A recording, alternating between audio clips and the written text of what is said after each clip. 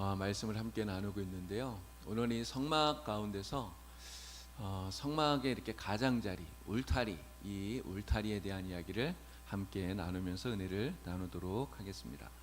자, 출애굽기 27장 9절부터 말씀을 이렇게 쭉 보니까요, 13절까지의 9절에 하나님께서 말씀하시죠. 너는 성막의 뜰을 만들어라. 성막의 뜰을 만들어라. 내 이 성막의 뜰을 어떻게 만드느냐면 바로 이 울타리로 구분을 해서 그 구분되어진 울타리 안쪽이 뜰이 되는 것입니다. 그래서 이 뜰을 만들게 되는 이 울타리에 대한 이야기를 우리가 이제 하려고 합니다. 이 성막의 울타리는요, 남쪽과 북쪽이 100규빗, 그리고 동쪽과 서쪽이 50규빗 이렇게 되어 있어요. 이렇게 길이가 보면 정사각형 두 개를 이렇게 합쳐놓은, 이게 직사각형으로 되어 있는 그러한 울타리를 갖고 있습니다. 여기서 이제 규빗이라는 말이 나오는데요.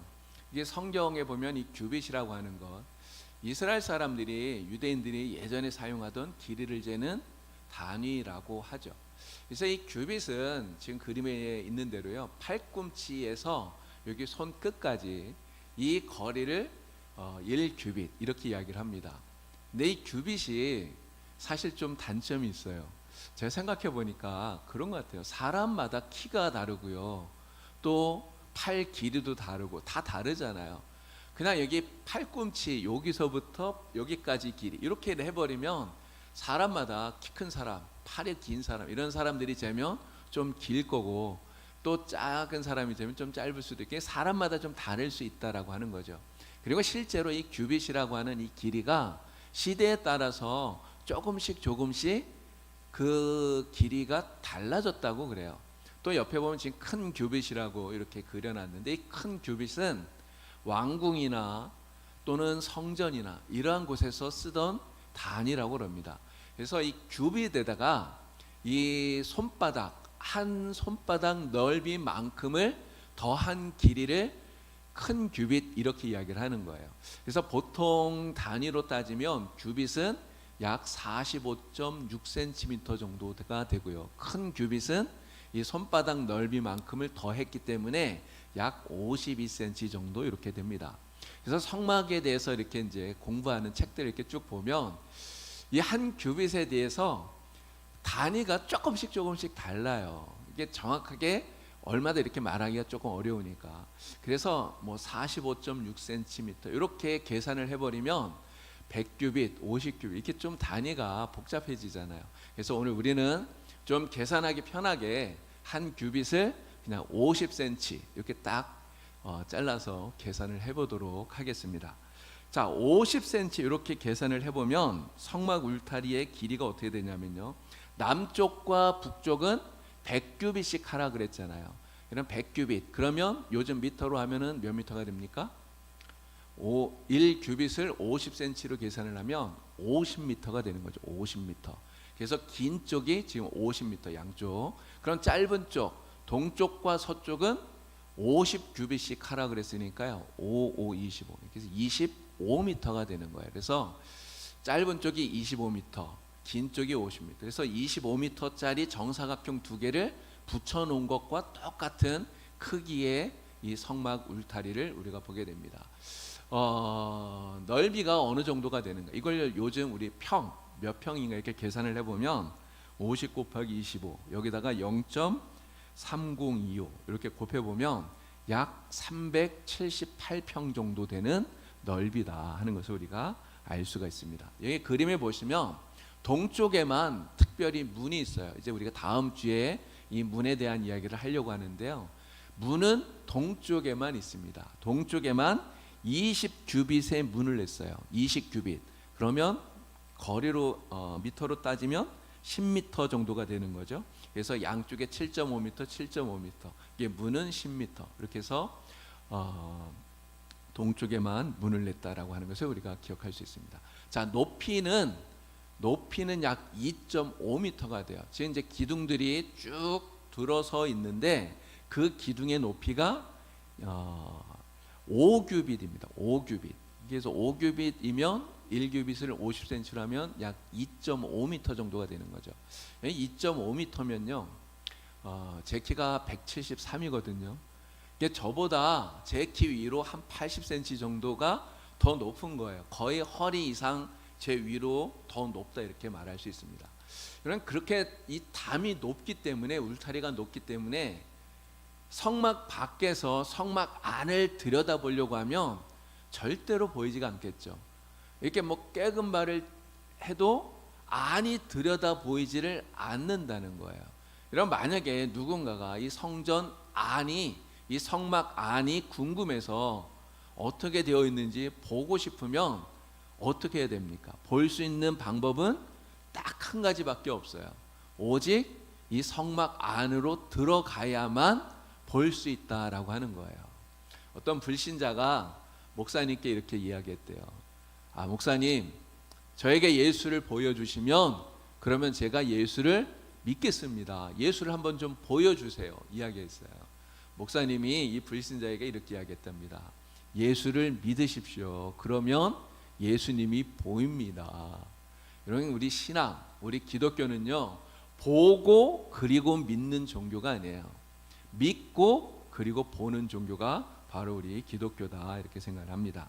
자, 이 울타리를 만든 재료가 무엇인가 우리가 좀 말씀을 나누려고 합니다. 울타리의 이 기둥들은요, 총 60개로 되어 있어요. 지금 남쪽과 북쪽에 20개씩 이렇게 40개죠. 그리고 동쪽과 서쪽에 10개씩 이렇게 해서 20개가 되어 있습니다. 간격을 세어보니까 이 기둥 하나하나의 간격이 약 2.5m 정도 이렇게 됩니다. 그래서 2.5m 간격으로 기둥들을 쭉 사방으로 60개를 세워놓은 거예요. 자, 이 기둥들은요, 놋으로 만들었어요. 그리고 아래에는 놋 받침이 달려 있고요. 그리고 상단에 보면 갈고리가 있는데 갈고리는 은으로 되어 있습니다. 그리고 머리 그 덮개가 있는데 덮개도 은으로 되어 있어요. 이 기둥들이 이렇게 2.5m 간격으로 세워 있는데 이 기둥이 넘어지지 않도록 갈고리에 가름대를 끼웁니다. 근데 이 가름대도 은으로 만들었어요. 자, 기둥을 놋으로 만들었다고 했는데요. 이 기둥이 상징하는 것이 무엇인가 하는 것이 중요하겠죠. 이 기둥은 바로 예수를 믿고 구원받은 우리 성도들 한 사람 한 사람, 믿음의 성도들을 가리킨다 이렇게 말할 수 있습니다. 바로 저와 여러분들이 바로 이 기둥과 같은 존재들이다 이렇게 말할 수 있는 것이죠. 자, 이 기둥을 무엇으로 만들었다 그랬죠? 재료가 놋으로 만들었다 그랬어요. 근데 이 놋은 성경에서 예수님의 십자가를 상징한다 이렇게 말할 수 있습니다. 민수기 21장에 보면 이런 사건이 나와요. 이스라엘 백성들이 광야에서 하나님을 불신하죠. 또 하나님 앞에 불평합니다. 그렇게 하다가 불뱀이 나타나서 뱀에게 물려 죽는 사건이 있었어요. 사람들이 구원해 달라고 간절히 요청하니까 모세가 하나님께 기도하죠. 그때 하나님께서 뭐라고 말합니까? 모세에게 놋으로 뱀을 만들어서, 놋뱀을 만들어서 장대 끝에 높이 달아라. 그러면 누구든지 그것을 보는 자는 살아나리라 말씀합니다. 그래서 놋뱀을 장대 끝에 달았는데, 자, 예수님께서 바로 이 민수기 21장에 있었던 이 사건, 이 놋뱀의 이 사건을 예수님이 말씀하셨어요. 요한복음 3장에 바로 그 말씀이 나오죠. 모세가 광야에서 뱀을 든 것처럼 인자가 들려야 된다 이렇게 말합니다. 바로 예수님이 그 장대 끝에 달렸던 놋뱀이라고 말씀하시는 거죠. 바로 이 놋뱀이 십자가에 달리신 예수님을 상징하고 있다. 그래서 이 놋은 바로 예수 그리스도의 십자가를 우리에게 보여준다 이렇게 말할 수 있는 거예요. 자, 이 장대를 그 기둥을 놋으로 만들었다 그랬잖아요. 바로 이 놋으로 만들었다고 하는 것은 오늘 우리가 십자가에 달리신 예수 그리스도 주님만을 바라보는 그런 믿음의 사람이 되어야 된다라고 하는 그런 의미로 받을 수 있는 것입니다. 누구든지 십자가에서 죽으신 예수 그리스도 그분을 바라보기만 하면 죄의 형벌인 죽음으로부터 구원받는다라고 하는 것을 우리가 깨닫게 되는 것이죠. 자, 기둥의 고리 그리고 가름대는 무엇으로 만들었다 그랬습니까? 은으로 만들었다 그랬어요. 은으로 만들었어요. 여러분, 이 은은 변하지 않는 그러한 금속입니다. 그래서 이 은은요, 변함이 없고 또 순수하고 순결한 우리들의 믿음을 가리킨다라고 하는 거예요. 바로 우리 성도들이 가져야 할 믿음의 모습을 이 은이 가리키고 있다, 상징하고 있는 것이다, 이렇게 말할 수 있는 것이죠. 예수님만이 우리의 생명의 주님이시다라고 하는 것을 믿는 것, 그리고 그것을 받아들이는 순수한 믿음, 그리고 그 믿음이 절대로 변하지 않아야 된다라고 하는 것을 이 은이 우리에게 가르쳐주고 있다고 하는 것입니다. 그리고 이러한 사람들, 정말 순수하고 정결한 믿음을 가진 사람, 변하지 않는 이러한 믿음을 가진 사람들이 기둥이 되어야 바로 그러한 사람들이 기둥이 된 그 교회 울타리가 무너지지 않는다라고 하는 것도 우리가 깨닫게 되는 것이죠. 자, 세마포. 여러분, 이 기둥이 있는데요, 기둥들을 세워놓고 그 기둥들을 세마포로 이렇게 다 감싼 거예요. 그래서 이 울타리 밖에서 이 성막 안이 보이질 않는 거예요. 자, 이 세마포는 흰색입니다. 새하얀 세마포. 높이 5규빗의 이 세마포 휘장으로 사방을 둘러치는데요, 이 세마포가 상징하는 것이 무엇이냐? 바로 성결하고 깨끗함, 예수님을 믿음으로 말미암아 구원받은 하나님의 백성들이 장차 하나님의 나라에서 입게 될 옷, 바로 그것을 가리키고 있는 것이다 라는 거죠. 요한계시록 19장 8절에 보니까 그렇게 말씀합니다. 그에게, 여기서 말하는 그가 누구일까요? 구원받은 성도들이에요. 예수를 믿음으로 구원받은 그에게 빛나고 깨끗한 세마포 옷을 입도록 하나님께서 허락하셨다 말씀하고 있는 것이죠. 자, 성막의 울타리를 덮고 있는 이 새하얀 세마포, 십자가의 예수님을 믿는 구원받은 성도들의 모습을 가르쳐 주는 것이다, 이렇게 말할 수 있는 것입니다. 자, 이 울타리, 기둥, 바로 이것이 그런 가지고 있는 의미가 무엇인가? 이 울타리가 갖고 있는 의미를 우리가 4가지로 말할 수가 있습니다. 첫 번째는요, 울타리가 의미하는 것은 안전함입니다. 안전. 여러분, 울타리 안은 안전하다라는 거예요. 여러분, 노아가요, 하나님의 명령을 따라서 방주를 만들었어요. 홍수가 시작되기 직전에 하나님께서 방주로 다 들어가라고 하시고, 그리고 그 방주의 문을 하나님께서 닫으셨어요. 홍수가 났죠. 여러분, 홍수가 나니까 어떤 일이 벌어집니까? 방주 안에 있는 노아의 가족들은 안전한데요, 방주 밖에 있었던 모든 생명들, 모든 사람들은 어떻게 되었습니까? 단 하나도 살지 못하고 다 죽게 되었다라고 하는 거예요. 오직 노아의 가족들만 살았죠. 이 울타리는 바로 이 노아의 방주와 같이 하나님의 보호하심, 그래서 그 안에 있을 때 안전하다라고 하는 것을 우리에게 알려주는 것입니다. 여러분, 또한 마지막 날 예수님께서 재림하실 때요, 예수님이라고 하는 이 울타리 안에 있는 사람만 예수님으로 인하여서 구원받고, 그리고 보호받고 들림받아서 하나님의 나라로 들어가게 됩니다. 노아의 홍수 때 노아 방주 밖에 있었던 사람들이 다 죽임당한 것처럼 마지막 날 똑같은 일이 벌어진다는 것이죠. 바로 그 하나님의 울타리, 예수님의 울타리, 그 밖에 있는 사람들은 어떻게 되느냐? 구원받지 못하고 하나님의 영원한 심판을 받아 죽게 되는 그러한 심판을 피할 수 없다는 것입니다. 지옥의 형벌을 받아서 영원한 사망을 당하게 되는 것이죠. 바로 이러한 울타리, 이 울타리의 가시적인 모습이 오늘 우리 교회라고 하는 거예요. 교회. 눈에 보이지 않는 이 울타리를 우리의 눈에 보이도록 보여주는 것이 교회다, 이렇게 말할 수 있는 것입니다. 그래서 우리는 어떠한 일이 있더라도 이 울타리 안에 있어야 돼요. 이 울타리 안에 있어야 된다는 이 말은 절대로 교회를 떠나서는 안 된다는 이야기예요. 여러분 무슨 일 있어도 절대로 교회를 떠나지 않는 여러분들이 다 되기를 바랍니다.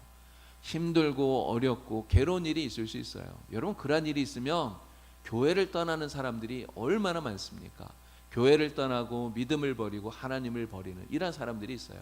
그러나 그렇게 교회를 떠나게 되면, 울타리 밖으로 나가게 되면 절대로 하나님의 보호하심 받을 수 없다는 거죠. 안전하지 못하다라고 하는 것입니다.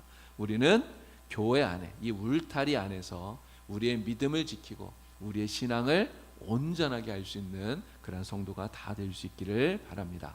자, 울타리는 또한 소유를 의미해요. 소유.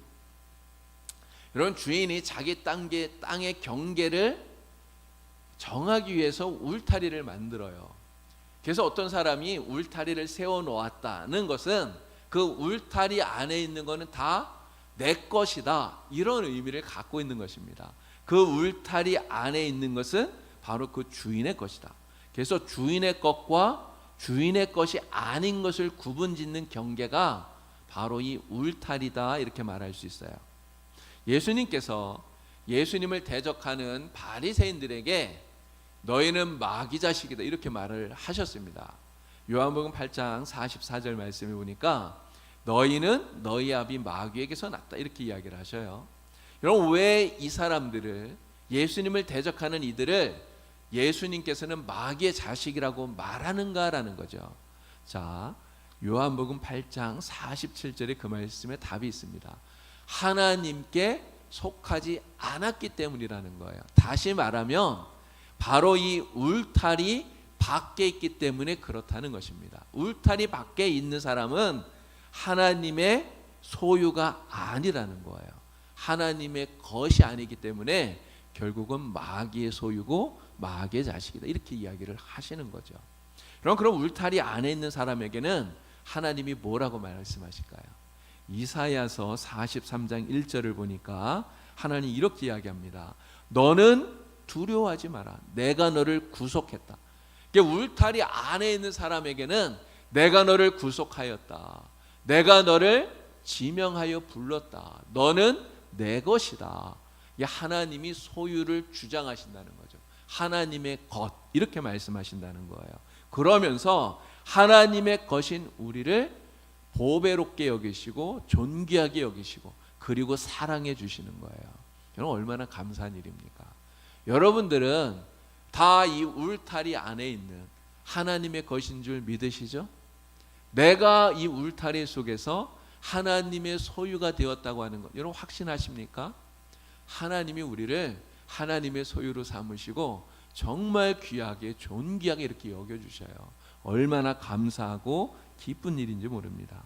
정말 우리같이 부족한 사람 하나님의 것으로 인정해 주시고 소중히 여겨주시니 정말 감사하죠.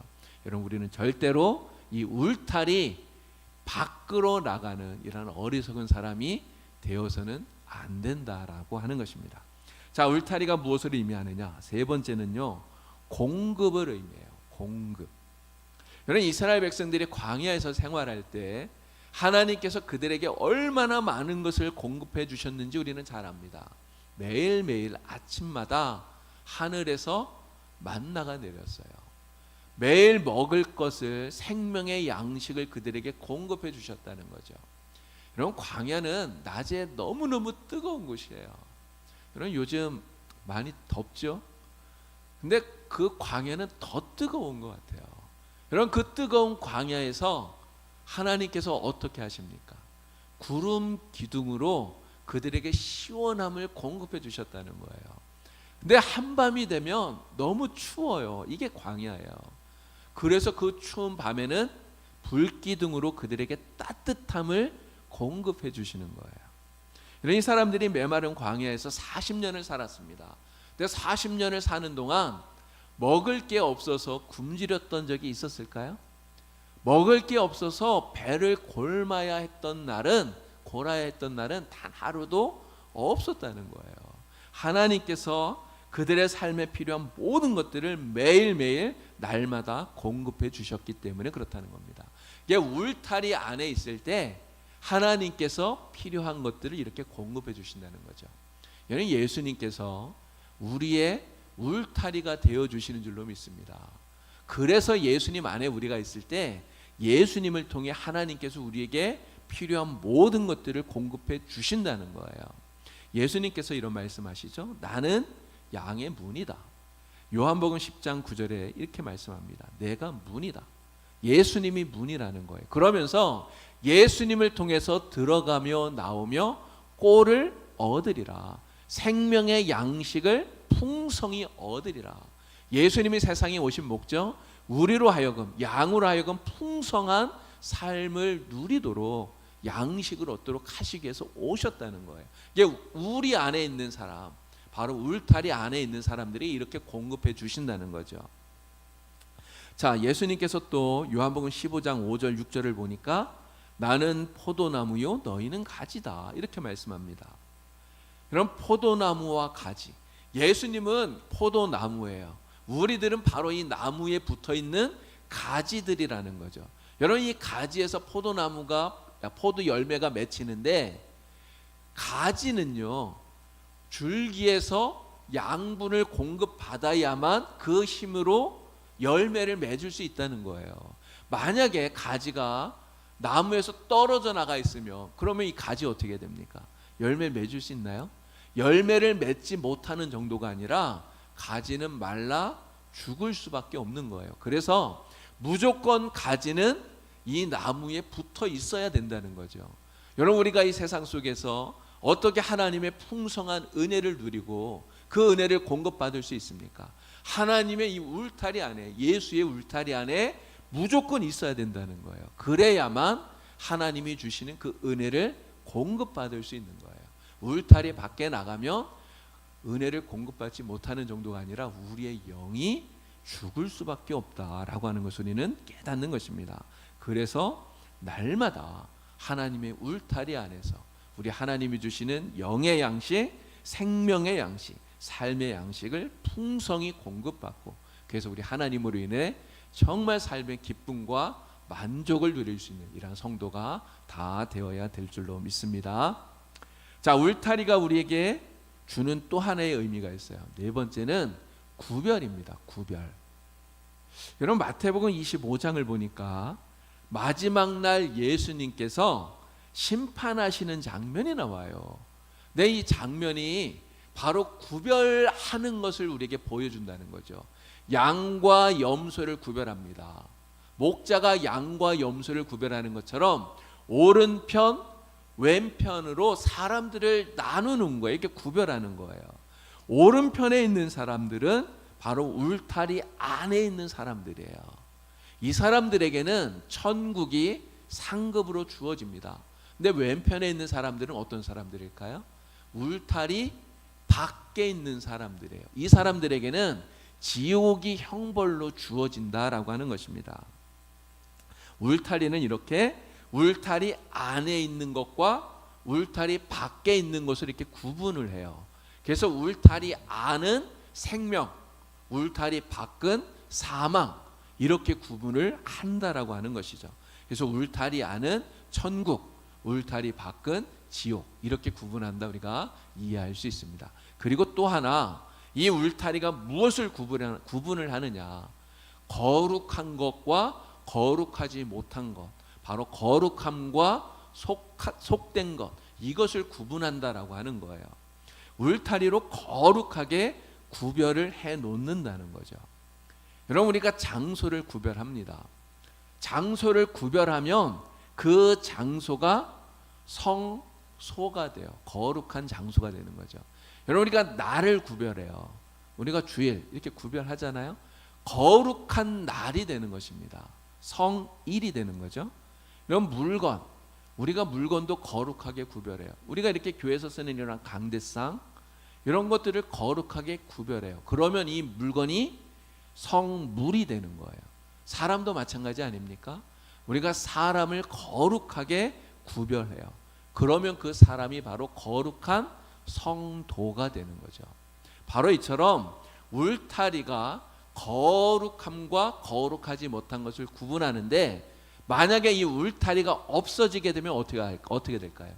울타리가 사라져 버리면 거룩한 것과 거룩하지 못한 것에 구분이 없어져 버려. 이게 섞여 버린다는 거죠.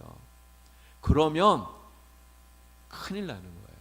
그래서 거룩한 것들이 거룩하지 못한 것에 섞이지 않도록 이 거룩한 울타리를 잘 지키는, 이것이 오늘 우리가 해야 할 역할이고 사명이다, 이렇게 말할 수 있습니다.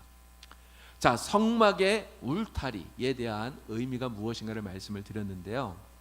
이 울타리가 상징하는 것이 무엇인가라는 거예요. 이 울타리는 바로 구원받은 성도들의 모임, 연합체인 교회를 상징하는 것이다, 이렇게 말할 수 있습니다. 자, 앞에서 놋과 은골이 또 세마포로 둘러싸여 있는 이 울타리를 만드는 기둥, 이 기둥이 바로 구원받은 성도들, 저와 여러분, 우리를 가리키는 것이다, 이렇게 말했잖아요. 근데 이 기둥이, 성막을 이루는 이 기둥이 모두 몇 개라 그랬습니까? 아까 기억하시죠? 60개. 남쪽과 북쪽에 20개씩, 동쪽과 서쪽에 10개씩, 그래서 60개의 기둥들이 세워져 있는 거예요. 바로 이 기둥들 60개가 모여서 울타리를 만들어요. 바로 교회라는 게 뭡니까? 예수를 믿는 성도들, 구원받은 성도들이 다 같이 모여서 연합해서 만드는, 이게 바로 교회잖아요. 자, 구원받은 성도들의 모임인 교회, 이 울타리가 교회를 우리에게 보여주는데요. 이 교회, 울타리가 보여주는 교회의 특징이 무엇이냐, 오늘 우리 교회가 가져야 할 모습이 무엇인가를 우리가 이 말씀을 통해 깨닫게 됩니다. 자, 첫 번째는 교회, 바로 성도들의 모임이다 라고 하는 거예요. 방금 말씀드린 것처럼 교회는 건물을 의미하는 게 아니에요. 지금 우리가 이렇게 모여서 예배하고 있는 이 장소, 우리는 그냥 다 편의상 교회라고 부릅니다. 근데 봉산교회는 이 건물이 교회가 아니에요. 이 건물은 뭐라고 부르는 게 맞는 겁니까? 예배하는 장소이기 때문에 예배당, 이렇게 부르는 게 맞는 거예요. 이게 봉산교회 예배당인 것이죠. 예배당. 그럼 봉산교회는 무엇이냐? 예수를 구주로 고백하는, 예수를 믿는 저와 여러분들, 우리들을 가리켜서 교회, 봉산교회, 이렇게 말하는 거예요. 자, 울타리가 보여주는 교회의 모습. 두 번째는 교회란 바로 하나님이 거하고 계시는 곳이다, 이렇게 말할 수 있습니다. 울타리로 구분되어져 있는 이 성막, 그 성막은 하나님이 거하시는 곳이잖아요. 울타리로 구분되어져 있는 이 교회는 하나님이 계시는 곳이에요. 그래서 거룩한 것입니다. 그래서 교회가 거룩한 성전이 되는 거예요. 자, 마태복음 18장 20절을 보니까 예수님이 이렇게 말씀합니다. 두세 사람이 내 이름으로 모인 곳에 나도 그들 중에 있느니라. 주님이 바로 우리 교회 안에 계시다는 거예요. 예수를 구주로 고백하는 사람들, 두세 사람만 모여도 예수님이 그곳에 함께 하신대요. 자, 근데 우리가 이렇게 같이 많이 모여 있잖아요. 이곳에 예수님이 계시죠? 우리 하나님이 계시죠? 그래서 이게 우리의 모임이 거룩한 교회가 된다고 하는 거죠. 자, 고린도전서 3장 16절 말씀. 너희는 너희가 하나님의 성전인 것과 하나님의 성령이 너희 안에 계시는 것을 알지 못하느냐 이야기합니다. 바로 예수를 믿는 우리들 한 사람 한 사람이 하나님이 거하시는 성전이라는 거죠. 바로 우리들 한 사람 한 사람이 교회다라고 하는 것을 알 수가 있습니다. 하나님이 우리 안에 거하시기 때문에 우리가 교회다, 이런 이야기예요. 자, 세 번째, 울타리가 보여주는 교회의 모습, 바로 세상과 구별되어져 있는 곳이다 라고 하는 것입니다. 자, 앞에서 울타리가 구별을 의미한다는 이야기를 했어요.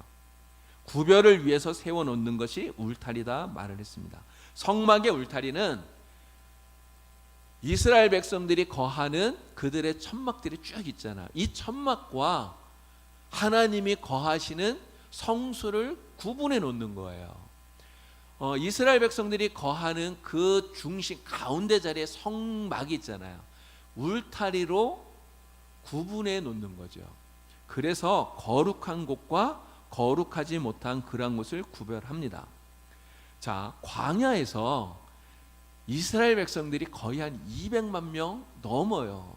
남자 장정만 60만 명이기 때문에 뭐 어린아이들, 또 여자들, 또 노인들 뭐 이렇게 다 합치게 되면 거의 한 200만 명 가까이 되는 어마어마한 숫자예요.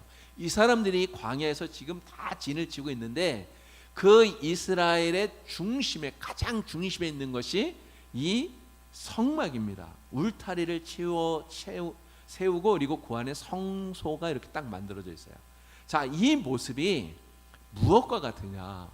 바로 이 세상 한 복판에 세워져 있는 우리 교회의 모습과 똑같다라고 하는 것입니다.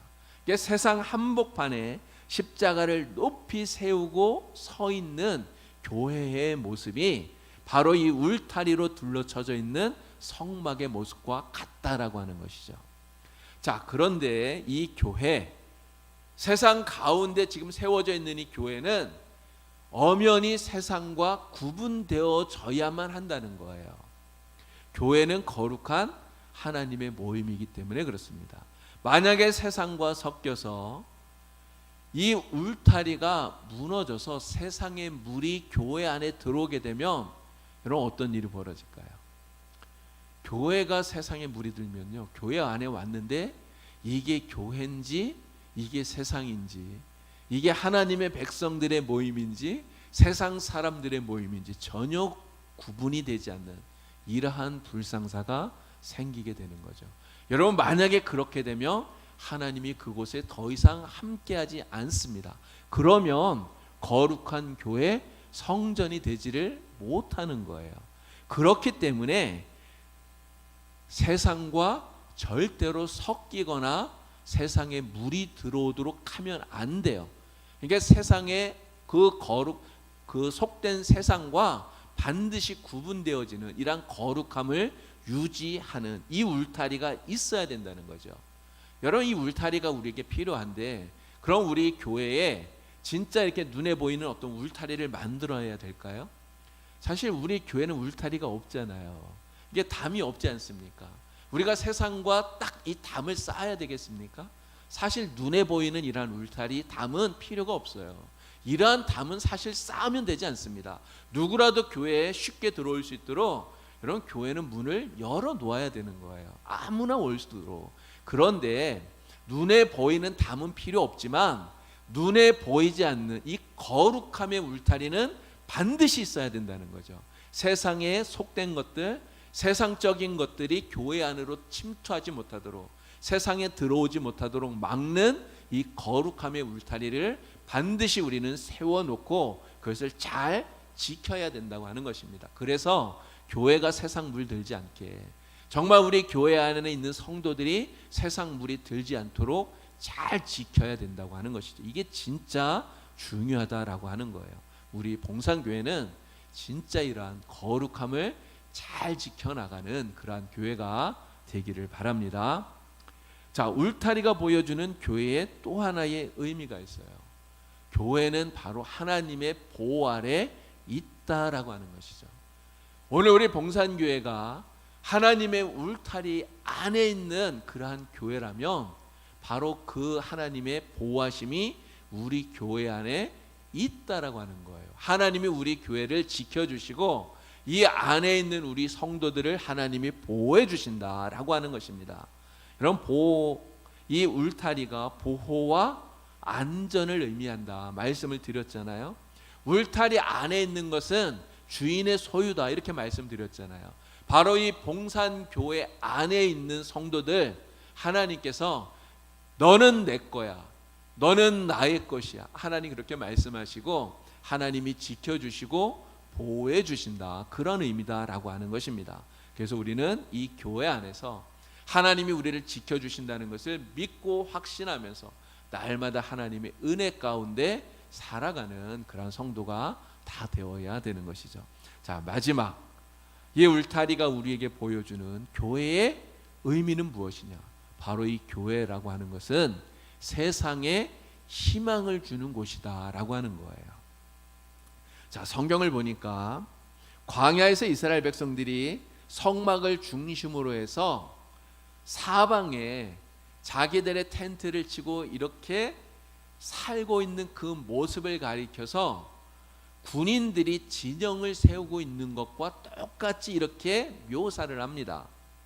이스라엘 백성을 하나님께서 군대로 불러요. 군대.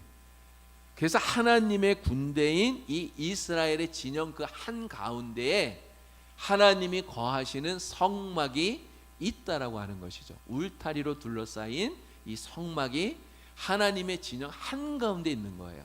여러분, 그 한가운데에 이 성막이 있으니까 이스라엘 백성들, 하나님의 군대인 이 사람들은 그 성막을 보면서 무슨 생각을 할까요? 야, 하나님이 우리와 함께 하셔. 하나님이 우리를 지켜주셔. 하나님이 우리를 도와주셔. 이러한 생각을 하면서 하나님으로 말미암아 용기를 갖게 되는 거예요. 그리고 하나님으로 말미암아 우리가 어떠한 싸움을 싸우더라도 반드시 이긴다. 우리는 승리할 수 있다. 이런 확신, 승리에 대한 확신을 갖게 된다는 거죠. 여러분, 무엇을 보면서요? 바로 그 가운데 있는, 중심에 있는 성막, 하나님의 이 성소를 보면서 그렇게 한다는 거예요. 여러분, 우리 교회는 세상 한복판에 세워져 있다고 말씀드렸잖아요. 세상 한복판에 거룩한 울타리로 쌓여 있는 하나님의 교회, 이게 바로 우리 교회입니다. 우리 봉산교회예요. 그런 세상 사람들이 우리 교회를 보잖아요. 우리 교회에 십자가 이렇게 불이 들어와 있는 것을 본단 말이에요. 여러분, 우리 교회를 볼 때, 우리 교회 십자가를 볼 때 세상에 있는 사람들이 무슨 생각을 하도록 만들어야 되겠습니까? 삶의 용기를 잃어버리고 정말 삶의 희망을 잃어버리고 절망과 좌절 속에 빠져서 살아가는 사람들이 우리 교회를 보면서 정말 하나님을 알게 되고 하나님을 찾게 되고, 그래서 하나님 때문에 희망을 얻고 삶의 용기를 얻고 위로를 받을 수 있는 이런 그러한 교회가 되어야 되는 거예요. 이게 우리 봉산교회가 이 지역 속에 교회로서 세워져 있는 그러한 목적이고 이유고요. 오늘 우리가 감당해야 할 역할이다라고 하는 것이죠. 바로 이 세상 속에 희망을 주는 교회로서 우리 교회가 서 있어야 된다라고 하는 그러한 사명을 울타리라고 하는 이것을 통해 우리 하나님께서 우리에게 알려주고 계시다라고 하는 거예요.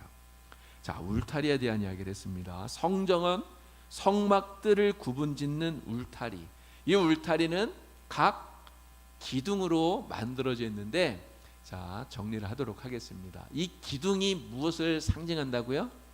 예수 믿는 우리들, 저와 여러분을 상징한다 그랬어요. 이 울타리, 기둥들로 만들어진 세마포로 둘러쳐져 있는 이 울타리는 바로 믿는 성도들의 모임인 교회를 상징하는 것이다, 이렇게 이야기를 했습니다. 그래서 우리는 교회 안에 거해야 된다.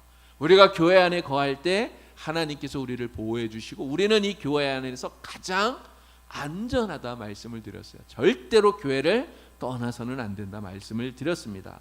우리가 교회 안에 있을 때 하나님은 우리를 하나님의 소유로 삼으시고 우리에게 필요한 모든 것들을 하나님이 채워주시고 공급해 주신다고 말씀을 드렸어요. 우리는 교회 안에 거하면서 믿음으로 살아갈 때 하나님의 소유가 되어서 마지막 날 하나님이 주시는 천국을 상급으로 받게 된다고 말씀을 드렸습니다. 또한 우리 교회, 이 세상 한가운데 세워져 있는 우리 교회, 이 세상 속에 희망을 주고 소망을 주는 그러한 교회가 되어야 된다고 말씀을 드렸어요. 여러분, 우리 교회를 든든하게 세워가는 것이 누구일까요? 바로 우리들입니다. 여러분, 기둥이 60개가 세워져 있는데 이 60개 기둥이 전부 다 튼튼하게 세워져서 흔들리지 않아야 돼요. 여러분, 기둥이 하나라도 넘어지거나 흔들리게 되면 그러면 다른 기둥이 영향받아서 같이 넘어져서 결국은 울타리가 무너질 수 있습니다. 기둥 하나하나, 바로 우리 성도들 한 사람 한 사람이 더 뜨거운 믿음, 더 굳건한 믿음, 더 온전한 믿음으로 든든하게 세워져야 된다는 거죠. 그렇게 될 때 울타리가 든든하게 세워지듯이 우리 교회가 더욱더 든든하게 튼튼하게 세워지는 줄로 믿습니다. 우리 하나님이 이 세상 가운데 세우신 울타리인 우리 교회, 우리 봉산교회가 정말 이 지역 속에 아름다운 빛이 되고, 그래서 이 지역에 소망을 주는 그러한 교회로 온전히 세워질 수 있게 우리 함께 만들어가는 그런 성도들 되기를 우리 주님의 이름으로 간절히 축원합니다. 다 같이 함께 기도하겠습니다. 하나님 아버지, 우리가 예수를 믿고 하나님의 백성 되어서 이렇게 믿음으로 살아갈 수 있도록 인도하여 주시니 참으로 감사합니다. 구원받은 성도들 우리 한 사람 한 사람이 바로 울타리를 만드는 기둥인 줄 주여 믿습니다. 우리의 믿음이 더욱더 튼튼해지게 하여 주셔서 우리 모든 성도가 더욱더 든든히 서게 하여 주셔서 우리 울타리인 우리 봉산교회가 더욱더 튼튼하게 더욱더 든든하게 세워지게 하여 주시옵시고, 그래서 이 세상 속에서 많은 사람들에게 희망과 용기를 주는 복된 교회가 될 수 있도록 하나님 도우시고 인도하여 주시옵소서. 예수님의 이름으로 기도드리옵소서.